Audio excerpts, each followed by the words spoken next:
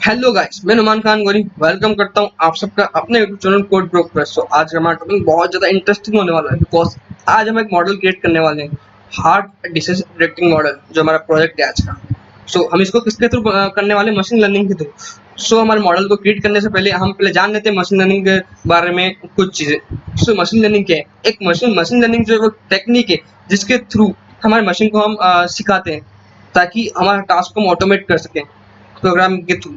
So machine क्या करती है, जब हम किसी भी एल्गोरिथम के थ्रू हर मशीन को हम सिखाते हैं तो वो क्या एक मैथमेटिकल फंक्शन परफॉर्म करती है। ओके, जिसके थ्रू वो हम जब भी उसके अगली बार वही काम उससे अगली बार लेते हैं तो उस मैथमेटिकल फंक्शन के थ्रू हमें वो रिस्पॉन्ड करती है। ओके, मशीन लर्निंग, उम्मीद है आपको मशीन लर्निंग के बारे में पता चल गया हो ना। मशीन लर्निंग से हम कितने टाइप से हमारे मशीन को हम सिखा सकते हैं, लर्निंग करवा सकते हैं। मशीन लर्निंग थ्रू हमारी मशीन को हम मेनली 3 टाइप से लर्निंग करवा सकते हैं। पहला टाइप है सुपरवाइज लर्निंग, एंड नेक्स्ट है अनसुपरवाइज लर्निंग, एंड थर्ड है रीइंफोर्समेंट लर्निंग। सुपरवाइज लर्निंग क्या है? सुपरवाइज लर्निंग में हम हमारी मशीन को इनपुट भी देते हैं, वेस्ट और उसके साथ साथ आउटपुट भी देते हैं।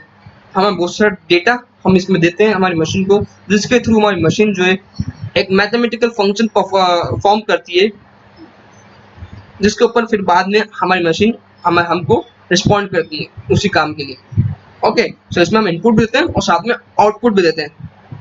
एंड अनसुपरवाइज लर्निंग में क्या होता है, हम सिर्फ इसमें इनपुट देते हैं, हम इसमें आउटपुट नहीं देते। हम बहुत सारे इसमें इनपुट देते हैं भर भर के, और उस इनपुट को ये क्या करता है, अनसुपरवाइज लर्निंग में मेनली काम क्या होता है इसका, इस सब ग्रुप में डिवाइड कर देता है। उनके फीचर्स के अकॉर्डिंग डेटा को अपने सब ग्रुप्स में डिवाइड करता है, अलग अलग ग्रुप्स में डिवाइड कर देता है। मान लीजिए मेरे पास इमेजेस है बहुत सारी, कैट भी है उसमें, मतलब मिक्सअप इमेजेस सारी, कैट्स भी है, हॉर्स भी है, एंड डॉग भी है। तो मिक्सअप इमेजेस अलग अलग स्पेसीज की इमेजेस। ओके, वो क्या करेगा, अनसुपरवाइज लर्निंग एल्गोरिथम क्या करेगा कि उन सारी इमेजेस को उनके फीचर्स के अकॉर्डिंग, जैसे हॉर्सेस के फीचर्स, केट के फीचर्स अलग होंगे, डॉग के फीचर्स अलग होंगे, उनके अलग अलग फीचर्स के अकॉर्डिंग उनको अलग अलग क्लस्टरिंग कर देगा, मतलब सब ग्रुप्स में डिवाइड कर देगा। ओके, और एक है रीइंफोर्समेंट लर्निंग। रीइंफोर्समेंट लर्निंग का होता है हम फोर्सफुली हमारी मशीन को हम सिखाते हैं।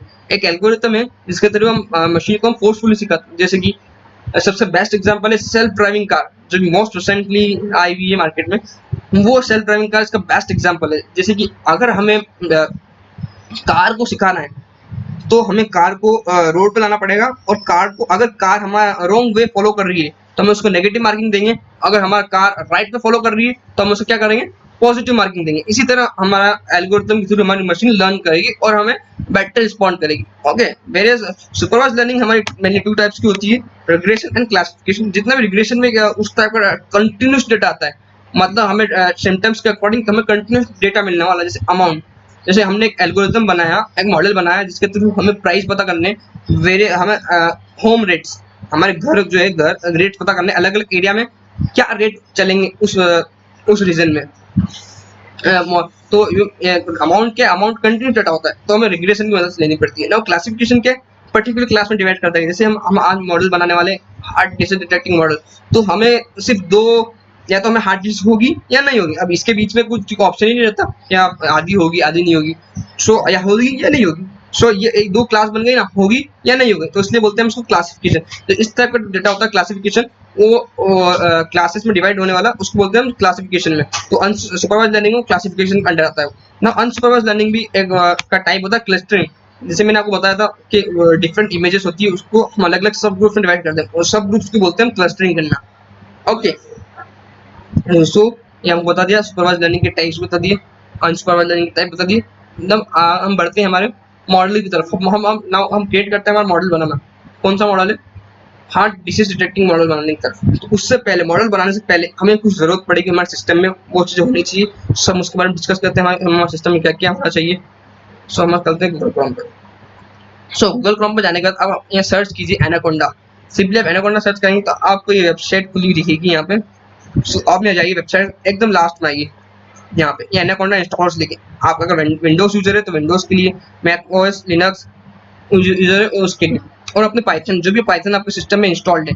हाँ, ये चीज़ पहले ध्यान रखिए, आपके सिस्टम में पहले से इंस्टॉल होना चाहिए पाइथन, तभी आप एनाकोंडा को इंस्टॉल कीजिए। अगर आपके सिस्टम में एनाकोंडा पाइथन इंस्टॉल नहीं है तो पहले आप उसको इंस्टॉल कीजिए, एंड देन आप एनाकोंडा को इंस्टॉल कीजिए। अगर आपको पाइथन और एनाकोंडा इंस्टॉल करना नहीं आ रहा है तो मैंने एक वीडियो बना रखी इसके लिए अलग से, आप उसको जाके देखिए, आपको पाइथन, मेरी पाइथन की प्लेलिस्ट में आपको वीडियो दिख जाएगी, फर्स्ट या सेकंड या थर्ड नंबर की वीडियो है वो, सब उसको देखिए, आपको आ जाएगा। वैसे बहुत सिंपल है, इसको यहाँ पे आप जो 64 बीट 32 बीट जो भी आप डाउनलोड करना चाहते हो अपने पाइथन वर्जन के अकॉर्डिंग, यह सब आपको मिल जाएगा, वो आप कर लीजिए यहाँ से डाउनलोड। ओके, सो सो मैंने डाउनलोड ऑलरेडी मैं डाउनलोड कर चुका हूँ, इसलिए मैं इसको फिर से नहीं करूँगा। मैं आपको बताने के लिए, अगर आपको चाहिए तो आप वहाँ जाके देख सकते हैं। ओके फाइन, सो हम आगे बढ़ते हैं। अगर आपने डाउनलोड कर लो, फिर आप इंस्टॉल भी आसानी से हो जाएगा आपका एनाकोंडा नेविगेटर। सो मैं एनाकोंडा नेविगेटर खोल देता हूँ अपना। सो आप एनाकोंडा नेविगेटर जब इंस्टॉल करके आप जब खोलोगे तो इस तरह का वो पेज दिखेगा आपको, कुछ इस तरह का। ओके, यहाँ पे आपको cmd.prompt मिलेगा, जुपिटर लैब मिलेगा और जुपिटर नोटबुक। बिकॉज हम जुपिटर नोटबुक में वर्क करने वाले हैं, इसलिए हम जुपिटर नोटबुक को लॉन्च करेंगे। और हमने एनाकोंडा ही क्यों चुना, हमने एनाकोंडा डाउनलोड करने की आपको क्यों बोला, तो एनाकोंडा एक मशीन लर्निंग एनवायरनमेंट प्रोवाइड करता है। मींस इसमें प्री बुल्ड लाइब्रेरीज बनी हुई है मशीन लर्निंग की, आर्टिफिशियल इंटेलिजेंस की।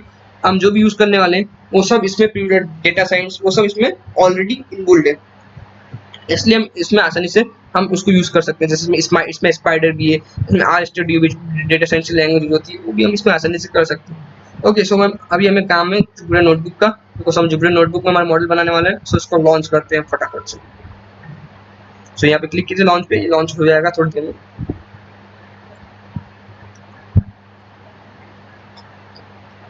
उम्मीद है आपने यहाँ तक कर लिया होगा, आपने लॉन्च कर लिया होगा अपने जुपिटर नोटबुक को। तो इस प्रकार आपका जुपिटर नोटबुक खुल जाएगा। नाउ इस न्यू में जाइए और न्यू में जाकर पाइथन 3 की एक फाइल खोल लीजिए। तो पाइथन 3 की फाइल खुल चुकी है मेरी। नाउ उसको नेम कर देता हूँ पहले मैं, ताकि पता चल जाए हम किस पर वर्क करने वाले। तो हम एक प्रोजेक्ट के ऊपर वर्क कर रहे हैं, क्या है, heart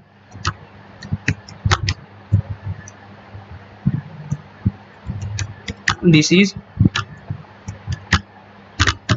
detecting model. Okay, rename कर लिया हार्ट डिसीज डिटेक्टिंग मॉडल। सो हमने रीनेम कर चुका हमारे फाइल को। सो हम यहाँ मॉडल बनाना स्टार्ट करेंगे।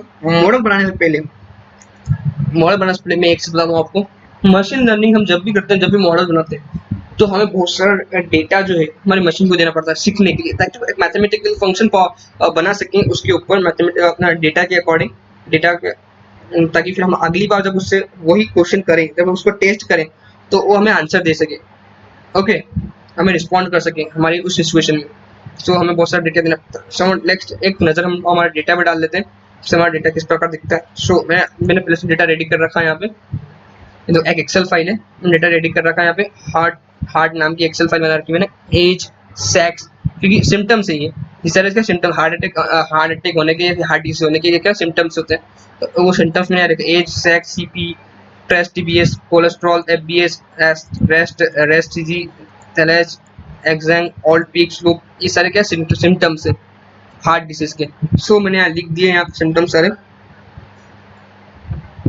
सो इसके ऊपर हमारा मॉडल बनने वाला है। यहाँ डेटा है, अगर आपको ये एक्सेल फाइल चाहिए तो मैं ये अपने डिस्क्रिप्शन बॉक्स में इसकी लिंक दे दूंगा, आप वहाँ से जाके इसको डाउनलोड कर सकते हैं। ओके, सो अब इसको डाउनलोड कर लीजिएगा वहाँ से, अगर आपको तो वर्क करना है तो। सो टारगेट क्या है, ऐसा आपको एक चीज़ बता दूँ, मशीन लर्निंग में दो टर्म्स बहुत ज़्यादा सुनने में मिलेगी आपको, वो independent variable and dependent variable. So इन दोनों को बात कर लेते हैं। डिपेंडेंट वेरिएबल क्या है, इंडिपेंडेंट वेरिएबल क्या, जैसे एज, सेक्स, सीपी, ये सब इंडिपेंडेंट वेरिएबल, बिकॉज ये किसी चीज़ पे डिपेंड नहीं करते, इसलिए इसको बोलते हैं इंडिपेंडेंट वेरिएबल। वैसे टारगेट जो है कि हार्ट डिसीज होगी या नहीं होगी, 1 मीन्स होगी और 0 मीन्स नहीं होगी, 0 मीन्स नहीं होगी। सो ये क्या है, टारगेट है। टारगेट जो है हमारा, टारगेट वाला, वो हिस्सा किस पे डिपेंड करता है, वो इन सब पे डिपेंड करता है, एज, सेक्स, सीपी, इन सब पे डिपेंड करता है हमारा टारगेट वाला हिस्सा। सो ये होगा हमारा टारगेट जो है, हमारा कॉलम, टारगेट वाला कॉलम जो है हमारा क्या है, डिपेंडेंट वेरिएबल है, जो डिपेंड करता है इन सारे कॉलम्स के ऊपर। ओके, सो हमने मैं बता दिया इंडिपेंडेंट वेरिएबल, डिपेंडेंट वेरिएबल। सो हमने हमारी एक्सेल शीट भी देख ली, मैं डेटा किस प्रकार दिखता है हमारे डेटा को। सो हम मॉडल बनाना स्टार्ट करते हैं हमारा। सो मॉडल बनाने से पहले हम देख लेते हैं, कुछ स्टेप फॉलो करने पड़ते हैं मॉडल बनाने से पहले। सो हम चेक करते हैं हमारे मॉडल्स बनाने से पहले steps. So step to follow to build machine learning model. So पहले क्या करना पड़ता है हमको, डेटा। अब जब डेटा ही नहीं होगा तो मॉडल कैसे बनेगा, तो सबसे पहले चीज होती है हमारा डेटा, हमारा डेटा को इंसर्ट करना पड़ेगा। सो आते हैं हमारे जुपिटर नोटबुक में और हमारे डेटा को इंसर्ट करते हैं। जो हमने हमारा डेटा देखा अभी यहाँ पर, ये देखिए हमारा डेटा।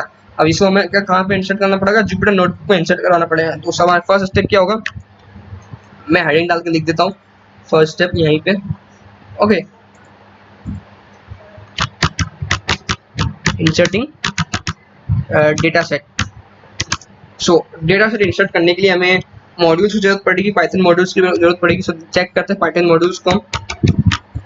इंपोर्ट pandas spd, ये हमारा एक मॉड्यूल है पाइथन मॉड्यूल। ये किस काम आता है, सो इसको हम जान लेते हैं। तो ये पाइथन मॉड्यूल हमें इंसर्टिंग एक्सेल शीट्स इंसर्ट करने में काम आता है। Excel sheets and performing various operation on it, various operations on it. Various operation जैसे कि मैनिपुलेशन करना, उसको फिल्टरिंग करना या फिर सर्च करना, वो सारे ऑपरेशन परफॉर्म करने के लिए हम किस मॉड्यूल का इस्तेमाल करते हैं, पाइथन के pandas मॉड्यूल। ओके, नाउ एक और मॉड्यूल को इंपोर्ट करने वाले हम, उसका नाम है numpy एक मैथमेटिकल मॉड्यूल है। ओके, ये किस लिए, एक मैथमेटिकल ऑपरेशन परफॉर्म करने के लिए होता है, मैट्रिक्स पे, एरेज पे।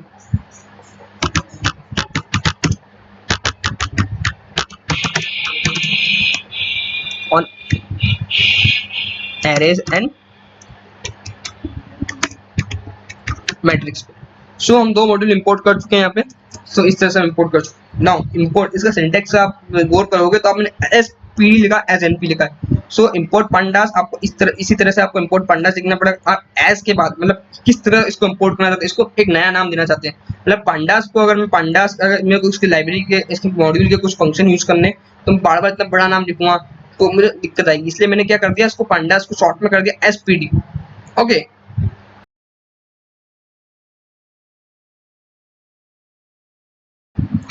सो जब भी मुझे जरूरत पड़ेगी कि मैं pandas को यूज करने की, तो मैं क्या क्या यूज करूँगा, पीडी यूज करूँगा। उसी तरह numpy भी बड़ा है थोड़ा सा, so मैंने शॉर्टकट में इसको एनपी लिख दिया, नाम इसका मैं चेंज कर दिया मैंने एनपी की तरह उसको इन्वोक कर दो इसमें।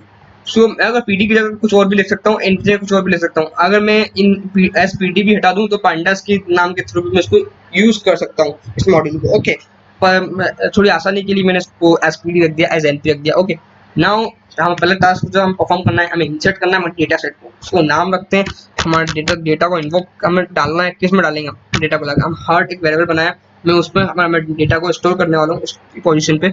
सो हर्ट, अब इसके सिंपल सा सिंटेक्स होता है एक सीएसवी फाइल को रीड करने का, पीडी, बिकॉज हम pandas मॉडल के थ्रू रीड करेंगे इसको, red रीड अंडरस्कोर सीएसवी, और जो भी लोकेशन है वो लोकेशन आप ब्रैकेट के अंदर, कोट्स के अंदर लिख दीजिए। सो ये सिंटेक्स बहुत आसान है, pd.read_csv। नाउ फाइल, लोकेशन की फाइल, मेरी फाइल, जैसे मेरी फाइल यहाँ पड़ी है, लोकेशन आप किस तरह देखेंगे, मेरी फाइल लोकल डिस्क डी में मशीन लर्निंग में पड़ी है, मशीन लर्निंग में यहाँ पड़ी है हार्ट.csv, मैंने मुझे बता दिया आपको। सो यहाँ से मैं इसका एड्रेस ले लूँगा, उठा लूँगा पूरा एड्रेस, कॉपी कर लिया मैंने यहाँ से एड्रेस। सो यहाँ पे जाकर पेस्ट करने वाला हूँ। नाउ सो आगे एड्रेस लिखने के बाद में आप यहाँ पे लिख दीजिए फाइल का नाम heart.csv। ओके गाइस, सो इस तरह से हमारा क्या हो जाएगा, हम csv फाइल को रीड कर लेंगे। सो हम सक्सेसफुली हमने csv फाइल को इंसर्ट कर लिया है हमारी, जो heart.csv नाम से थी। नाउ हम चेक कर लेते हैं हमारा डेटा आया या नहीं आया। सो उससे पहले हम सेकंड नेक्स्ट स्टेप चेक कर, हमने सक्सेसफुली इंसर्ट, पहली स्टेप तो हमने कंप्लीट कर ली इंसर्ट करके। ना नेक्स्ट स्टेप चेक करते हैं। सो पहली स्टेप हम सक्सेसफुली इंसर्ट कर दी। नाउ नेक्स्ट स्टेप हम एनालाइज द डाटा सेट, हमें एनालाइज करना है हमारे डाटा सेट को, हमें मॉडल को हम किस तरह से ट्रेन करने वाले। तो पहले हमें डाटा देखना पड़ेगा, डेटा किस प्रकार है हमारा। सो एनालाइज करते हैं हमारे डाटा सेट को। नाउ सो जाते हैं हम फटाफट से हमारे जुपिटर नोटबुक में एनालाइज करने के लिए हमारे डेटा को। सो एनालाइज द डेटा सेट, हमें एनालाइज करने वाले हम डेटा सेट को। ओके, एनालाइज करने वाले, तो एनालाइज किस तरह करेंगे हम, पहले हम इसको मॉडल हमने जो इंसर्ट किया है हमारे डेटा सेट में, फर्स्ट 5 रोज को देख लेते हैं। तो फर्स्ट 5 रोज को देखने का तरीका क्या है, heart.head, जैसे ही हम हेड लिखेंगे तो यहाँ फर्स्ट 5 रोज जो भी है हमारे डेटा सेट की वो दिख जाएगी। ओ सॉरी, मैंने मिस्टेक करी बिकॉज मैंने एरर थ्रो कर दी, head, it's not hide, it's head, spelling mistake, not problem at all. So हमने स्पेलिंग सही कर ली, ये आज आउटपुट दिख गया। तो फर्स्ट 5 रोज हमने प्रिंट करके देख चुके हैं, हमारे एनालाइज कर रहे हैं हमारे डेटा को, हमारा डेटा किस प्रकार है। सो हमने देखा कि ये टारगेट जो है हमारा डिपेंडेंट वेरिएबल है, और बाकी जो एज सेक सीपी ये सब क्या है, इंडिपेंडेंट वेरिएबल्स। हमने हमारे फर्स्ट 5 रोज देख लिए, ये देखिए फर्स्ट 5 रोज देख लिए अपने एज सेक सीपी। सो ये क्या, independent variables, dependent variables. Okay, now अब हम इसका हार्ड का हम टेल भी देख लेते हैं, मतलब लास्ट 5 रोज भी देख लेते हैं। थर्ड डॉट टेल पूरा दिख नहीं पाया यहाँ पे, फर्स्ट 5 रोज दिख पाए नो। जैसे हम हर्ड डॉट टेल लिखेंगे हम लास्ट 5 रिकॉर्ड्स को देख पाएंगे, ये लास्ट 5 रिकॉर्ड्स है। सो नाउ हम हर्ड का शेप चेक कर लेते हैं, और हमारा डेटा जो है कितनी रोज है कितनी कॉलम्स, उसके लिए आप सिंपली लिखिए हर्ड डॉट शेप। तो आप यहाँ देख सकते हैं 303 रोज, जो फर्स्ट में जो लिखा है 303, ये क्या है, रोज।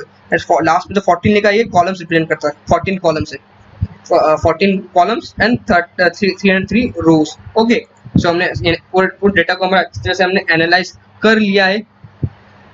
सो हमने एनालाइज कर लिया हमारे डेटा को, हमारा डेटा किस तरह दिख रहा है, किस तरह का शेप है उसका, इसको बोलते हैं एनालाइज करना डेटा को। सो हमने एनालाइज कर लिया। नाउ नेक्स्ट स्टेप पे बढ़ते हैं, हमारी नेक्स्ट स्टेप क्या होने वाली है। ओके, नाउ एनालाइज कर लिया। नाउ नेक्स्ट स्टेप क्या था, separate the data set into independent variable and dependent variable. हमें क्या करना है, हमारे डेटा सेट को क्या करना है, सेपरेट करना है इंडिपेंडेंट और डिपेंडेंट वेरिएबल में। सो डिपेंडेंट को अलग करना है, इंडिपेंडेंट को अलग करना है। अभी तक को क्या है, अभी तक तो सब सेम चल रहा है, सब एक साथ ही लिखा हुआ है एक ही रिकॉर्ड्स में। सो हम इनको अलग अलग करेंगे। सो हम सेपरेट करने वाले हैं यहाँ पे, तो मैं लिख देता हूँ यहाँ पे separating the data set. Okay, हम सेपरेट करना है डेटा सेट को। सो मैं वेरिएबल बनाता हूँ एक्स वेरिएबल, जिसमें मैं सारे ही इंडिपेंडेंट वेरिएबल्स डालने वाला हूँ। एक्स में कितना इंडिपेंडेंट वेरिएबल, तो इसको सिंटैक्स सिंपल सा है PD dot data frame. Data frame बनाते हुए मैं इसमें डाल रहा हूँ। डेटा फ्रेम क्या है, 2 डायमेंशनल डेटा होता है हमारा, जैसे ये जो दिख रहा है आपको, ये एक डेटा फ्रेम है, बिकॉज में सीरियल नंबर भी लिखा हुआ है, कॉलम भी है, 2 डायमेंशनल डेटा है ना, रोज एंड कॉलम्स 2 डायमेंशनल, इसको बोलते डेटा फ्रेम। तो इसी तरह मैं इसमें इन्वॉक करने वाला हूँ सारा डेटा को। ओके, इसलिए इसको बोलते data frame. List of list बनाएंगे हम यहाँ पे। हाँ, लिस्ट ऑफ लिस्ट बनाने से पहले मैं इसमें कॉलम नेम देख लेता हूँ ताकि मुझे आसानी हो। सो मैं पहले एक चीज़ कर लेता हूँ इसमें, हार्ड डॉट कॉलम्स। जैसे आप कॉलम्स लिखेंगे आपके सारे कॉलम्स नेम आ जाएंगे। ओके, इंडेक्स में आपको कॉलम्स नेम दिख जाएंगे, एच सेक्स वगैरह सब आपको आसानी से दिख जाएंगे, एच सेक्स सीपी थ्रेशोल्ड, ये आपको यहाँ आसानी से दिख जाएंगे कॉलम नेम के थ्रू। ओके, ना अब हम बनाते हैं हमारा एक्स वेरिएबल में हमारे डालते हैं इंडिपेंडेंट वेरिएबल्स। तो इसका सिंपल सिंटैक्स है P dot data frame. Data frame बनाते हुए आप सिंपली बिना डेटा फ्रेम बनाते हुए वर्क कर सकते हैं, मगर डेटा फ्रेम बना के वर्क करेंगे तो ज़्यादा अच्छा रहेगा। तो पी डॉट डेटा फ्रेम यहाँ पर डालेंगे हर्ड लिस्ट ऑफ लिस्ट बनाना है आपको, बिकॉज हम बहुत सारे कॉलम्स को यहाँ पे डालने वाले हैं, इसलिए टारगेट को छोड़ के आप जितना भी यहाँ पे दिख रहा है आपको सबको कॉपी कर लीजिए एंड देन उसको यहाँ पे लाके क्या कर दीजिए, पेस्ट। सो ये हमारा आसान काम हो गया, एज सेक्स वगैरह। ओके, हमारा आसान काम कॉपी पेस्ट करके मैंने बहुत आसानी से हमने हमारा काम कर दिया।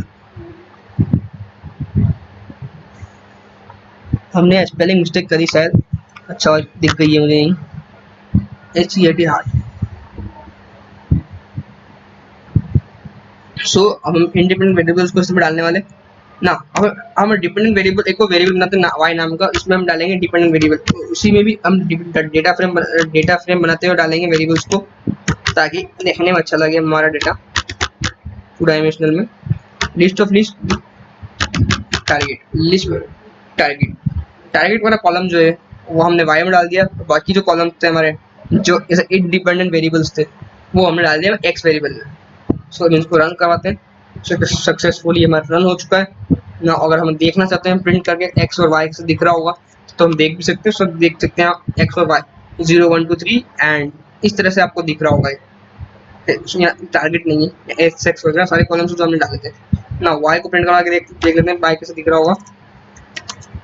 सो वाई में भी देखिए अब 2 डायमेंशनल डेटा है, यहाँ पे रोज नंबर भी है एंड कॉलम भी है। ओके, सी एन रोज इंटू 1 कॉलम्स का है, 2 डायमेंशनल डेटा है।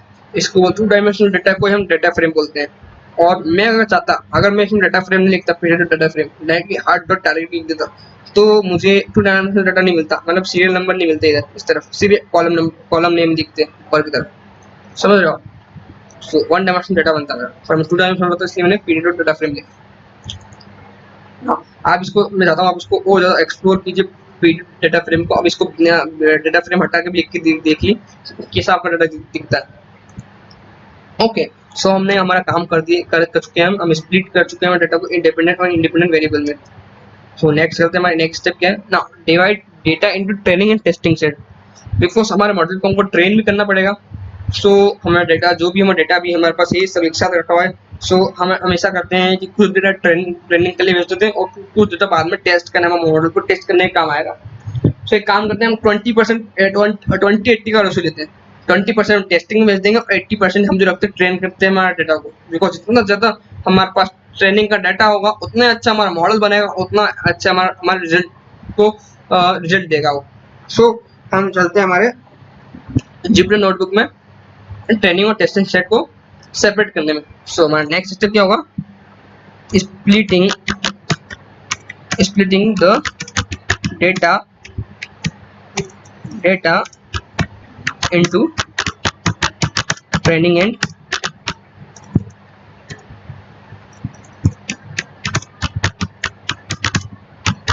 Testing set. सो स्प्लिट करना डाटा को ट्रेनिंग, और इसके लिए हम एक लाइब्रेरी की मदद लेंगे, मशीन लर्निंग लाइब्रेरी। और उसमें उस मशीन लर्निंग लाइब्रेरी sklearn एक मशीन लर्निंग लाइब्रेरी है, उसमें से हम निकालेंगे क्या, मॉडल सिलेक्शन में से निकालेंगे ट्रेन टेस्ट स्प्लिट नाम का एक फंक्शन। ओके, एक मॉडल निकालेंगे, फंक्शन का मॉडल निकालने वाले हैं। ओके, सो हम देखते हैं, हमारा इंपोर्ट करते हैं फ्रॉम sklearn। बता चुका हूँ sklearn जो है ना एक मशीन लर्निंग लाइब्रेरी है, बहुत अच्छी लाइब्रेरी है। sklearn dot model underscore selection, model dot selection में से हम इंपोर्ट करने वाले, क्या इंपोर्ट करने वाले, train underscore test underscore split. Because हमें स्प्लिट करना है हमारा ट्रेनिंग और टेस्टिंग सेट में, इसलिए हमने इस मॉड्यूल को हमने इन्वोक किया है हमारे इसमें। सो इसका सिंपल सा सिंटैक्स होता है एक्स, सॉरी मैंने एक्स लिख दिया, प्रिंट हो चुका है, नो प्रॉब्लम। ओके, सो आप देख सकते हैं एक्स अंडरस्कोर ट्रेन, बिकॉज मैं जो ट्रेनिंग डाटा है मैं एक्स ट्रेन का एक्स ट्रेन में डालूंगा, वाई फिर ये कहता है वाई टेस्ट ट्रेनिंग और टेस्टिंग सेट में, तो X train X text, so Y train comma Y test. Okay, so ये अपने आप ही डिवाइड हो जाएगा अपने इसमें। हम लिखना है यहाँ पे इसका सिंटैक्स आसान सा ही, train underscore test underscore sorry split, train test split. Okay, यहाँ अंदर डालिए पैरामीटर्स में वाली X comma Y, independent variable comma test underscore size,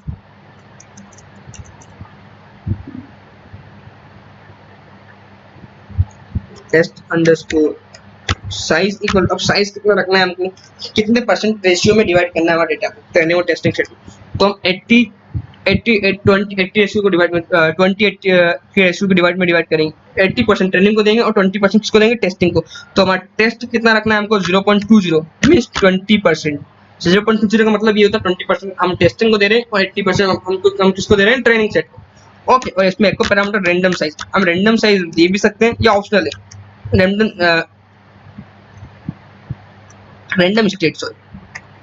random state हम इसमें दे भी सकते हैं और नहीं देंगे तो भी वो बाय डिफॉल्ट ले लेगा, और देंगे तो वो जो हमने दिया है वो लेगा। क्योंकि ट्रेनिंग और टेस्टिंग सेट में ऐसा तो है नहीं कि पहले के फर्स्ट 15 रिकॉर्ड ले लेगा, उधर ने 15 रिकॉर्ड ले लेगा, नहीं, वो रैंडमली उठाता है। सो अगर हम रैंडम स्टेट देंगे तो हम बाद में भी हम उस रैंडम स्टेट के थ्रू हम वही ट्रेनिंग और टेस्टिंग सेट पा सकते हैं। इससे हम एक स्टेट देते हैं, मान लीजिए 100 दिया मैंने इसको।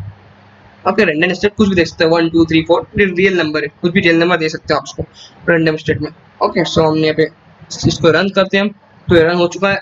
सो मैं एक्स टेस्ट वाई टेस्ट में हमारा डेटा जो है वो क्या हो चुका है, हमारा सेपरेट हो चुका है। नाउ हम इसको अगर रन करके देखें, हम देखना चाहते हैं एक्स ट्रेन में क्या डाटा है हमारा, तो आप देख सकते हैं रैंडम डाटा है 184 19 118 41 51 66 53। सो रैंडम एकदम रैंडम डाटा है अपने यहाँ पे, देख रहे हैं आप, देख पा रहे होंगे रैंडम डाटा, बिल्कुल लाइन के थ्रू डाटा नहीं है, हमने कुछ भी डाटा उठाया यहाँ से।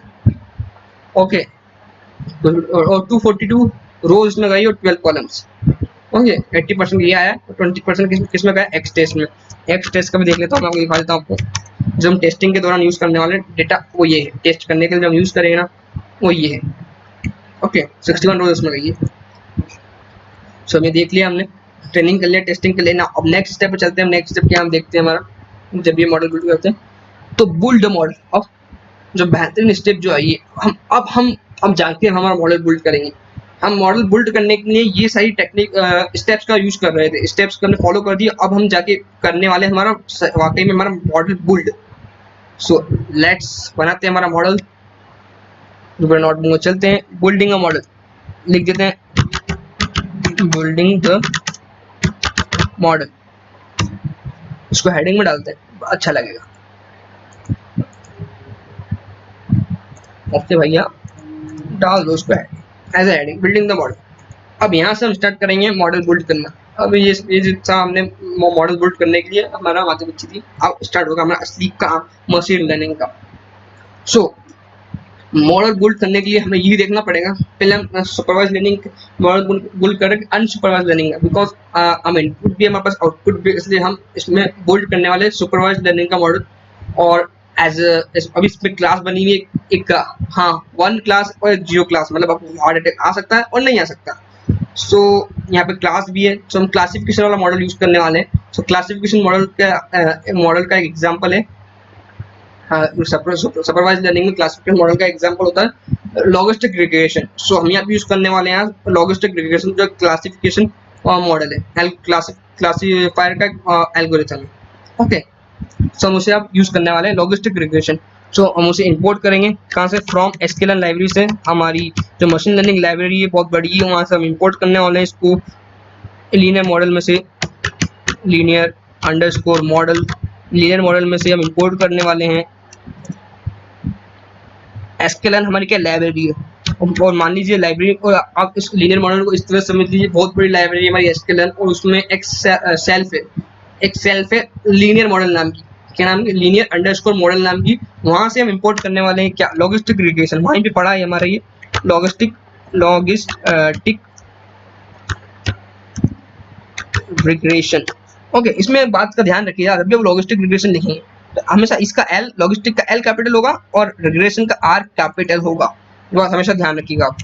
सो इसको रन करते हैं। तो हमने सक्सेसफुली इंपोर्ट कर लिया है हमारा लॉजिस्टिक रिग्रेशन मॉडल बनाने के लिए। अब जो मॉडल जो हम लाए हैं उसका ऑब्जेक्ट बना देते हैं। क्लासीफायर नाम का हमने ऑब्जेक्ट बनाया लॉजिस्टिक रिग्रेशन का।